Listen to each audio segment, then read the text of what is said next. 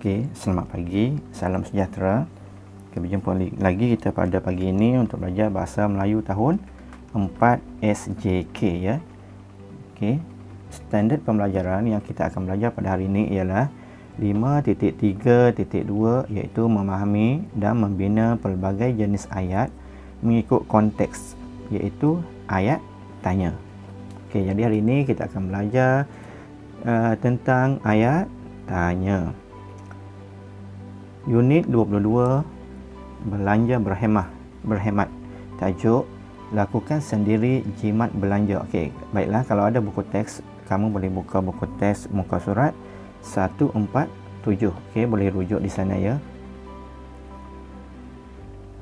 Pada akhir pengajaran dan pembelajaran ini, murid dapat membina sekurang-kurangnya 3 ayat tanya dengan kemas dan betulnya. Objektif hari ini ialah kamu dapat membina paling kurang 3 ayat tanya. 3 ayat tanya dengan betul dan kemas di akhir pembelajaran nanti. Baiklah, kita kenali dulu kata tanya. Sebelum kita bina ayat tanya, kita kena kenali dulu kata tanya, barulah kita dapat bina ayat tanya. Di manakah kamu tinggal? Apakah cita-cita kamu? Okey, di sini terdapat 2 ayat tanya.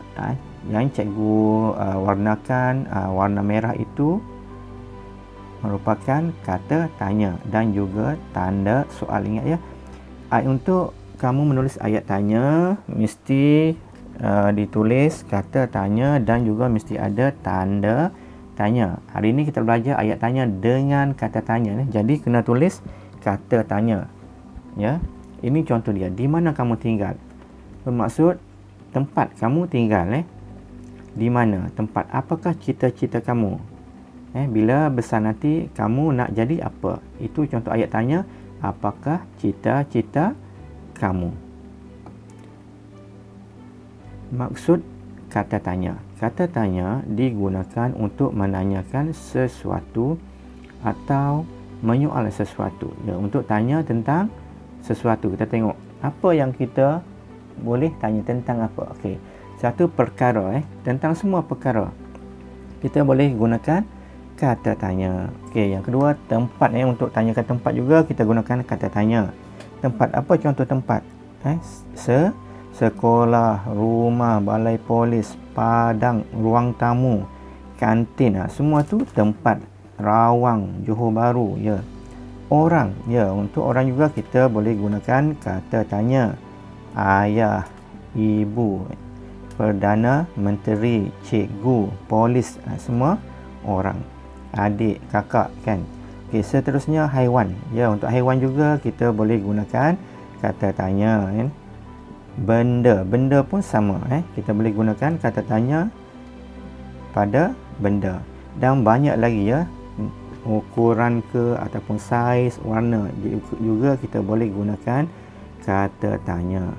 Seterusnya, okey, ayat tanya mesti ada. Okey, ayat tanya mesti ada apa? 2 benda mesti ada, iaitu kata tanya dan tanda tanya. Okey, kata tanya. Sebab hari ini kita belajar ayat tanya dengan kata tanya, jadi mesti ada kata tanya dan juga tanda tanya. Tanda tanya ni hanya ada di akhir ayat. Di belakang ayat kita letakkan tanda tanya. Ni kata tanya, di manakah, berapa, bagaimana, mengapakah, apakah, siapakah. Itu antara kata tanya. Okay, seterusnya, jom kenal apa itu kata tanya. Okey, di sini kita belajar secara terperinci tentang kata tanya. Terdapat 7 jenis kata tanya. Okey, kita tengok apa dia kata tanya. 1. Apa, siapa, mana, bila, berapa, mengapa, bagaimana. Ini kata tanya yang biasa kita guna dalam penulisan ataupun dalam percakapan ke, perbualan ke. Ini antara kata tanya kita guna. Satu lagi kenapa. Kenapa biasanya sama juga maksud dengan mengapa. ya. Sebab tu dia ditulis di sini hanya ada 7 kata tanya. Biasa kamu guna mengapa. Baiklah, kita tengok fungsi kata tanya. Okey. Nombor 1, apa? Okey, apa kita guna untuk menanyakan nama benda atau binatang. Okey, ni kamu kena ingat ya. Apa ni untuk benda dan binatang, Contoh benda apa? Semua benda lah kan. Meja, kerusi, kereta, semua benda lah. Atau binatang. Okey, contoh binatang. Semua binatang. Kalau kamu contoh bela kucing, nak tanya nama kucing. Apakah nama kucing kamu? Kucing kan binatang. Jadi nak tanya nama kucing, kena guna apa? Binatang. Okey, nombor 2, siapa? Untuk menanyakan orang atau nama orang. Yang cikgu gariskan warna merah itu ialah kata kunci. Kamu ingat yang tu pun sudah cukup. Ingat kata kunci dia. Siapa? Orang. Siapa ni kita guna untuk menanyakan orang. Adik, abang, kakak, siapa lagi? Guru, cikgu, polis kan. Siapakah nama ayah kamu? Ayah kan orang. Siapakah nama Perdana Menteri Malaysia? Perdana Menteri kan orang. Jadi ingat untuk orang guna siapakah. Okey, nombor 3, mana? Untuk menanyakan manusia, benda dan tempat. Okey, kebiasaannya mana ni kita guna untuk tempat. Kebanyakannya tempat. Kami ingat itu saja kata kunci. Mana untuk tempat. Di mana? Di sekolah. Tempat besar kita letak di hadapan dia di ni. Kata sendi di sekolah, di padang, di kantin, di mana lagi? Di rawang, di Shah Alam, di ruang tamu. Okey, semua tu tempat. Di manakah kamu menonton televisyen? Saya menonton televisyen di ruang tamu. Biasanya jawapan kita letak di hadapan dia di ataupun ke. Okey. Seterusnya, nombor 4, bagaimana? Untuk menanyakan cara, kaedah dan keadaan. Okey, ingat bagaimana. Kata kunci dia cara, kaedah ataupun keadaan. Cara. Contoh di ayat dia, bagaimanakah cara kamu datang ke sekolah? Saya datang ke sekolah dengan menaiki kereta. Menaiki kereta itu ialah jawapan bagi kata tanya bagaimana, cara. Okey, ataupun keadaan. Bagaimana keadaan ayah kamu? Keadaan ayah saya sihat. Itu contoh dia. Okey, 5, seterusnya bila. Untuk menanyakan masa, hari, minggu, tempoh, zaman. Okey, ingat kata kunci dia bila untuk masa. Jumpa masa saja, kata tanya yang sesuai ialah bila. Bilakah apa dia? Contoh kata tanya. Bilakah kamu sampai di sini? Okey, bila berkenaan masa.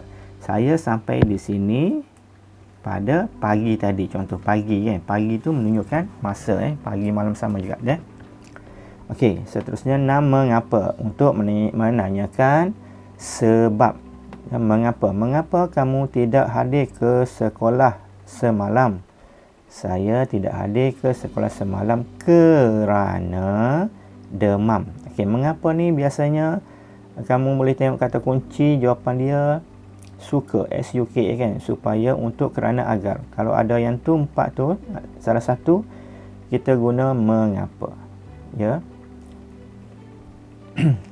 Seterusnya 7, berapa. Untuk menanyakan bilangan atau jumlah. Untuk bilangan, nombor, jumlah kita guna berapa. Berapakah harga buku itu? Harga buku itu RM5. Okey, 5 ni jumlah ataupun nombor, bilangan kan. Bilangan kita guna kata tanya berapa. Baiklah, seterusnya ini contoh-contoh ayat tanya. 1, nama tumbuhan ini apa? Harga sekilo sawi berapa? Bilakah kamu berkunjung ke taman botani? 4, bagaimanakah cara untuk menanam bunga matahari? 5, kamu tinggal di mana? 6, siapakah yang sedang menanam padi di sawah? Okey, Di sini kamu dapat tengok ya, kata tanya berada di belakang dan juga di hadapan. Ya, kata tanya boleh berada di belakang ataupun di hadapan. Tapi kamu kena tahu ya, bila berada di belakang, kamu tidak perlu tambah apa-apa Kalau siapa terus siapa ataupun apa, sama juga apa, berapa, siapa, sama saja. Tetapi bila berada di hadapan, kamu perlu letak ataupun masukkan partikel kah. Bilakah. Tengok nombor 3, bilakah. Nombor 4, bagaimanakah. Ya, bila di hadapan kamu perlu masuk partikel kah. Ya. Sama juga nombor 6, siapakah. Kalau di belakang, yang sedang menanam padi di sawah siapa. Hanya kata tanya bila duduk di belakang. Bila diletakkan di belakang, kata tanya saja, tak perlu partikel kah. Okey, baiklah, kita masuk kepada buku teks kita pada hari ini. Kamu boleh rujuk buku teks saya muka surat tadi 147. Okey, pada halaman ni terdapat 5 gambar bersiri tentang apa gambar bersiri ni. Okey, tema kita belajar ni ialah hemah berbelanja ataupun berjimat cermat. Jadi gambar ni memaparkan tentang hemat berbelanja ataupun berjimat cermat. Okey. Menunjukkan tentang Ibu Najwa yang sedang menjahit baju kurung.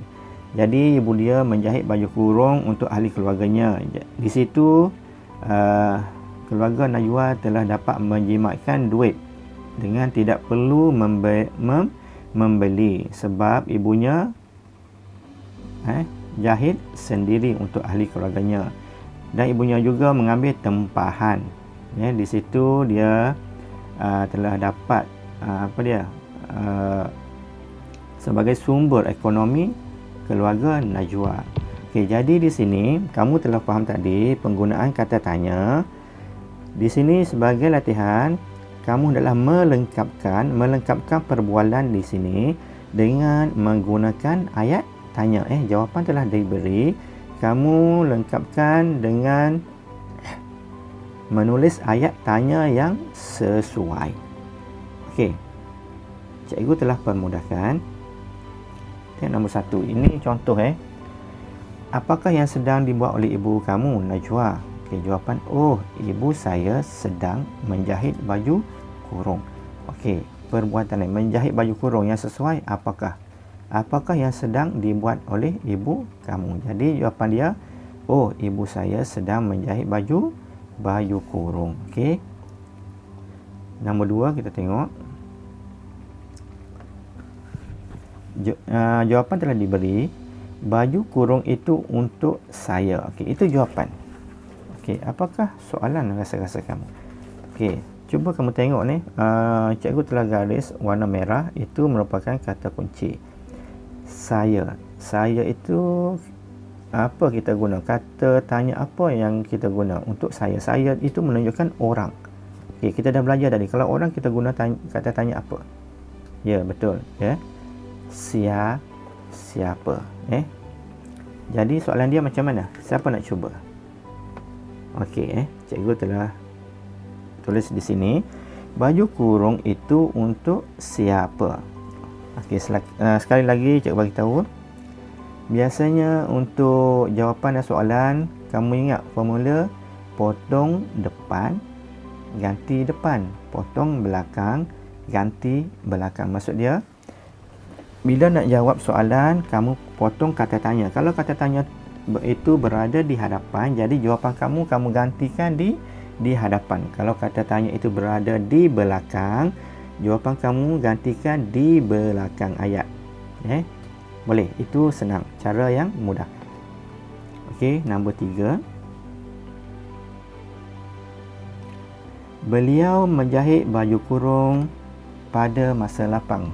Okey, tengok kata kunci yang cikgu gariskan, pada masa lapang. Pada masa lapang itu menunjukkan apa ya? Ya, betul menunjukkan masa. Jadi masa, untuk masa, apa kata tanya yang sesuai? Okey, bilakah. Okey, kamu boleh cuba bina ayat. Jawapan sudah ada, cuma masukkan kata tanya sahaja. Bilakah? Baiklah.